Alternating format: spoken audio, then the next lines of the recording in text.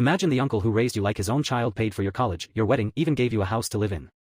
Now imagine your wife looking him in the eye and calling him a leech. That one word destroyed everything, and what my uncle did next left the whole family speechless. We grew up with Uncle Jude always around. He was that one relative who never married, never left us, never built a life away from ours. For as long as I can remember, he was more than just uncle, he was our third parent.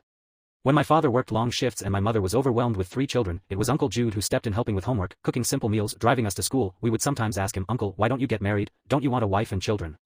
He'd just smile, that soft, patient smile of his, and say, "I don't need a family, I already have one, I have you 3, I only hope that when I grow old you'll keep me company, just like your parents."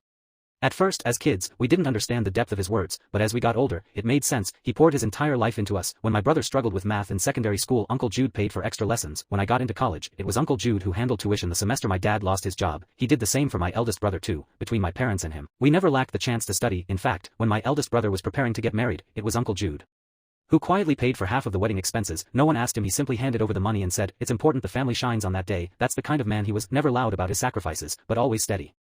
That's why the day everything came crashing down felt like a betrayal wrapped in irony. It started like an ordinary Saturday. The family was gathered, chatting after lunch. My sister-in-law, Anita, had that sharpness to her voice she always carried when she was irritated.